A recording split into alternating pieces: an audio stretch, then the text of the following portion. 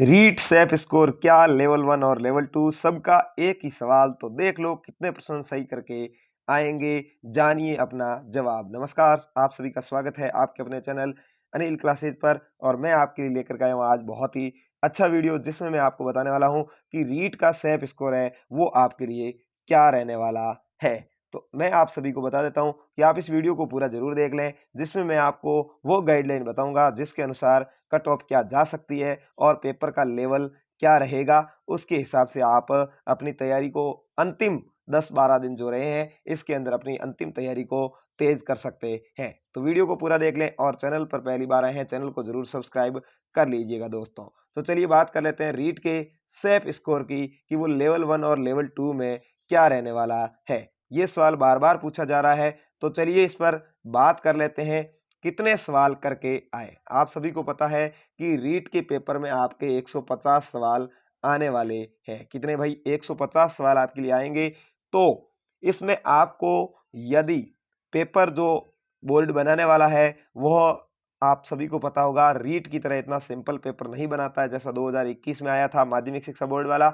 वह एक लेवल का पेपर बनाएगा। और आप सभी को पता है जैसे L1 की बात कर लें तो यहाँ पर बहुत सारे सब्जेक्ट भी हैं, यानी जीके के 60% कोर्स के साथ 40% कोर्स में सभी सब्जेक्ट हैं, जैसे हिंदी है, गणित है, अंग्रेजी है, एसएस है और साइंस है और कंप्यूटर है और इसके अलावा शिक्षण विधियां भी है।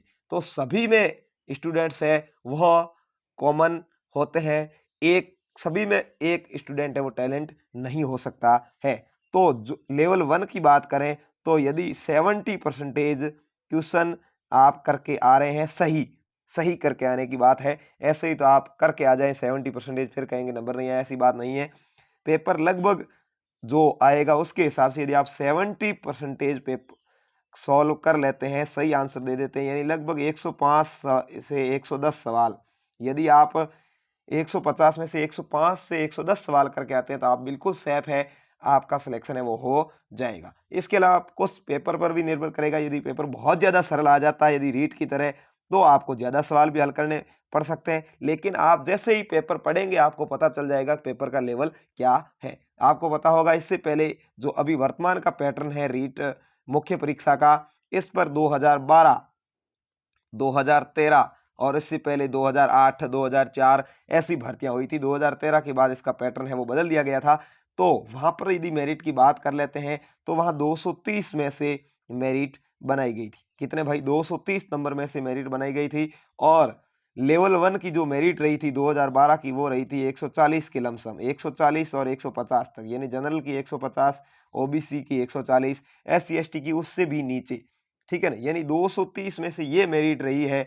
तो आप अनुमान लगा सकते हैं कि ये मेरिट 60 से 65% के आसपास थी। किसकी? जनरल और ओबीसी की। एससी एसटी की उससे भी नीचे, दिव्यांगों की और जो विधवा परित्यक्ता उसकी तो बहुत नीचे थी। तो यहाँ पर जो इसकी कॉमन मेरिट है वो रहती है 60 से 65% के आसपास। जो 2013 की वैकेंसी है उसकी मेरिट 157 रही थी जो जनरल थी और 155-54 के आसपास रही थी ओबीसी की। ठीक है, जिसमें मैं भी सिलेक्ट हुआ था। तो 150 के आसपास यहाँ मेरिट रही थी, यानी वही आपके 65 से 70%, ये मैं आपको बता रहा हूँ, जनरल और ओबीसी की कट ऑफ गई थी, यानी एससी एसटी की इससे भी नीचे। तो यदि आप 70% क्रॉस करके आ जाते हैं तो आप बिल्कुल सेफ जोन में हैं, कोई प्रॉब्लम वाली बात नहीं है, आपका सिलेक्शन श्योर हो जाएगा। पेपर है वो लेवल का ही आएगा, बिल्कुल सरल पेपर नहीं आने वाला है। तो आपका सेफ स्कोर है वो रहने वाला है 300 में से 200 क्रॉस नंबर, 200 से ऊपर नंबर आपको लाने हैं। इसके हिसाब से ही आपको सवाल करने हैं, गलत सवाल ज़्यादा नहीं करने हैं, क्योंकि यहाँ पर माइनस मार्किंग वाला यानी नेगेटिव मार्किंग का सिस्टम है, वो आपको ध्यान में रखते हुए सवालों को अटेंड करना है, जिससे कि आपके ऐसा नहीं हो कि सवाल तो आपको अच्छे से आ रहे थे लेकिन गलत सवाल ज़्यादा करने की वजह से आप बाहर हो जाए। लेवल 2 की बात कर लेते हैं तो यहाँ पर 40% जीके का कोर्स और 60% सब्जेक्ट का कोर्स रहता है। तो यहाँ पर सब्जेक्ट वाइज अलग अलग कट ऑफ जाती है। जैसे सब्जेक्ट का पेपर यदि सरल आ जाए, संस्कृत का एक बार 2012 वाले में सरल आ गया था, तो वहाँ पर लड़के थे वो 60 में से 58 सवाल सही करके आ गए थे। तो वहाँ मेरिट थी वो 230 में से 180 भी गई थी। कितनी भाई? 230 में से 180, यानी लगभग 80% को क्रॉस किया था। लेकिन वैसे ही 2013 के अंदर ये पेपर हार्ड आ गया, संस्कृत की बात कर रहा हूँ। 2013 में संस्कृत सब्जेक्ट हार्ड आ गया था और वही मेरिट 155 के आसपास आ गई थी, यानी 180 से 155 पे आ गई थी। कितने में से? 230 में से।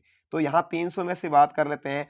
तो संस्कृत है, हिंदी है, एसएस है, इनके स्टूडेंट यदि 220 नंबर क्रॉस कर लेते हैं, 220 प्लस क्रॉस कर लेते हैं जनरल ओबीसी, तो उनका सिलेक्शन फाइनल हो जाएगा।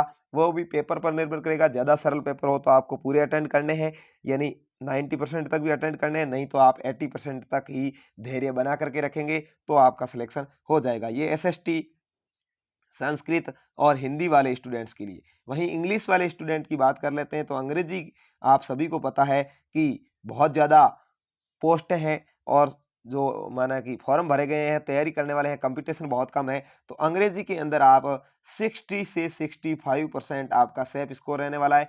इसको यदि आप क्रॉस कर रहे हैं तो वहाँ पर अपना धैर्य बना करके रखें, ज़्यादा सवालों को अटेंड नहीं करें। इसके अलावा बाकी जो सब्जेक्ट रहे हैं जैसे उर्दू वगैरह है, उनकी मेरिटें भी बहुत कम जाती है। तो आप 60% से ऊपर यदि आपके बन रहे हैं तो आप ज़्यादा नेगेटिव वाले सवाल नहीं करें, ज़्यादा सस्पेंस वाले सवाल अटेंड नहीं करें। तो ये आपके सेफ स्कोर है कि आप 70% जो है वो सेफ स्कोर आपका रहेगा। 70% से ऊपर तो आप बिल्कुल सेफ हैं। 60% यानी 50% तक भी आपका सिलेक्शन होने का चांस है, जैसे एससी एसटी हो, विधवा हो, परित्यक्ता हो, दिव्यांग हो, इनके। ठीक है, तो आप इस लेवल को ध्यान में रखते हुए अपने सवालों को अटेंड करें। यदि आपको वीडियो अच्छा लगा है तो वीडियो को शेयर करें, चैनल को सब्सक्राइब करें। अच्छा नहीं लगा है तो कमेंट करके भी ज़रूर बताएं कि किस वजह से अच्छा नहीं लगा। और संडे को मैं आपके लिए वो वीडियो लेकर के आऊँगा जिसमें आप अंतिम 10 दिन की रणनीति क्या रहने वाली है, अंतिम 10 दिनों में आप किस तरह से इस तैयारी को बेस्ट कर सकते हैं, कैसी तैयारी मैंने की थी और मेरे साथियों ने की जिससे वो सेलेक्ट हो गए थे ऐसे पेपर में, तो वो मैं आपको संडे को बताने वाला हूँ। तो आप इंतज़ार करिएगा। धन्यवाद। जय हिंद, वंदे मातरम। अपना प्यार बनाए रखने के लिए।